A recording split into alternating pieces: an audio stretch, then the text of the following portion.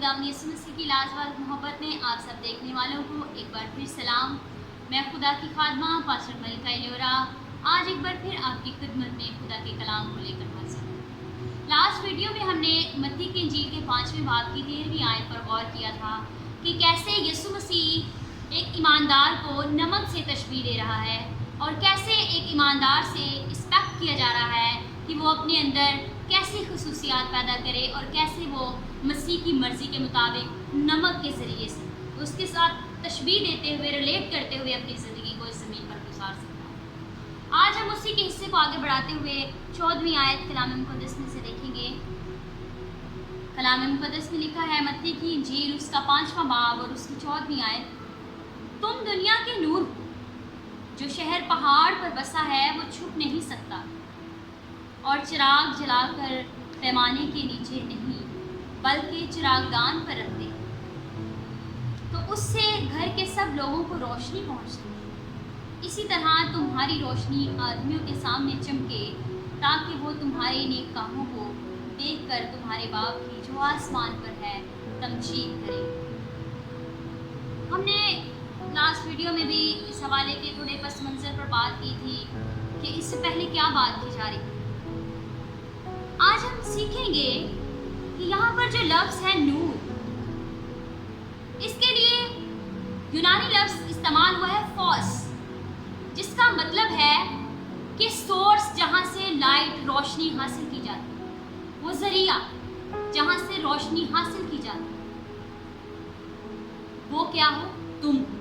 यानी यीशु मसीह कह रहा है मैं और आप वो ज़रिया हैं जहाँ से रोशनी हासिल कर सकते हैं दुनिया के दूसरे लोग जो तारीकी में। आगे लिखता है कि जो शहर पहाड़ पर बसा है वो छुप नहीं सकता और चिराग जलाकर पैमाने के नीचे नहीं बल्कि उसे चिरागदान पर रखा जाता है तो उससे घर के सब लोगों को रोशनी पहुंचती है। इसी तरह तुम्हारी रोशनी भी आदमियों में या उनके सामने चमके ताकि वो तुम्हारे नेक कामों को देखकर तुम्हारे बाप की जो आसमान पर है तमजीद करें।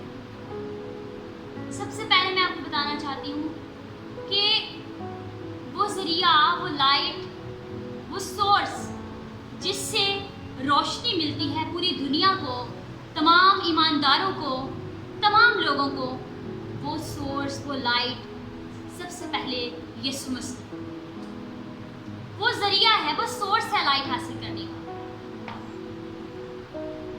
और हम सब उससे रोशनी हासिल करते हैं, लेकिन उसके बाद यीशु मसीह ईमानदारों से कह रहा है कि वो सोर्स तुम हो, जिससे दुनिया के बाकी लोग जो मसीह से, जो बाप से, उसके कलाम से ना वाकिफ़ हैं, हमारी ज़िंदगी से रोशनी हासिल कर सकते हैं। कलाम के वसीले से यीशु मसीह को हासिल कर सकते हैं।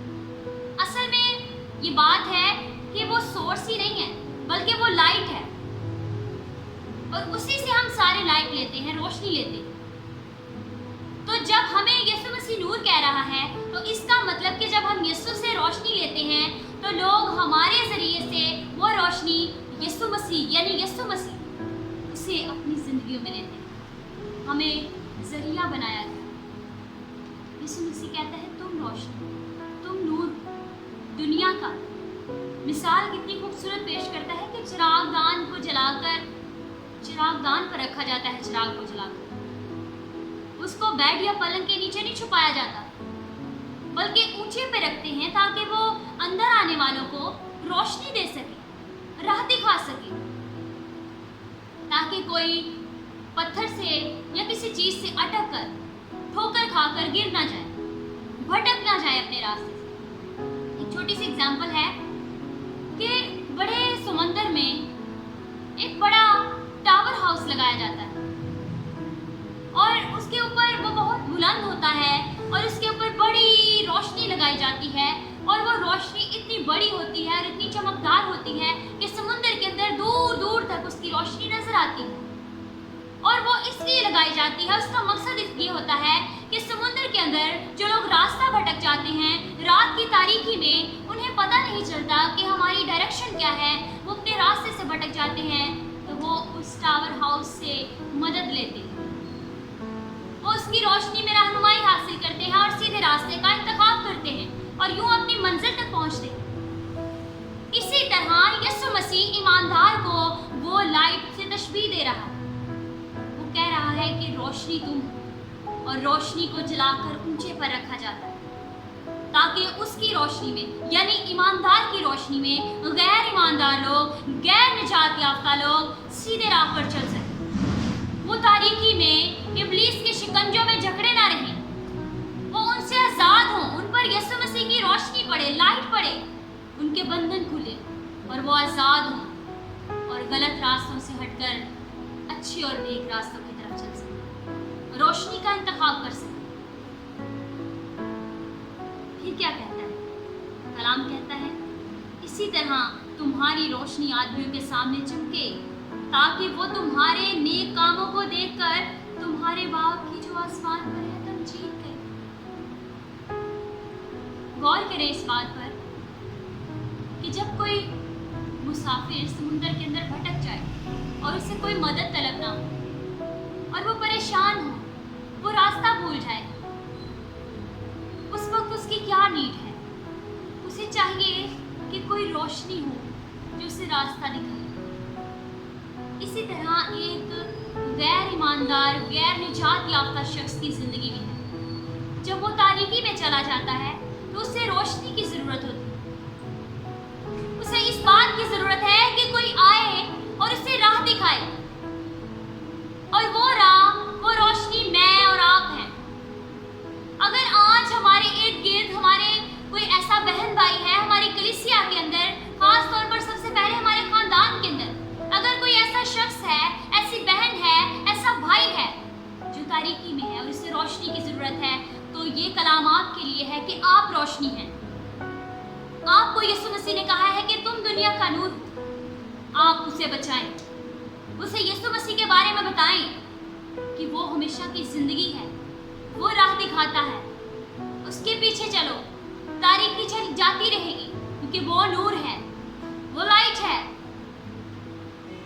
उसके रास्ते में, उसकी रोशनी में चलोगे तो हमेशा की जिंदगी तुम्हारे लिए, आसमान की बादशाही तुम्हारे लिए।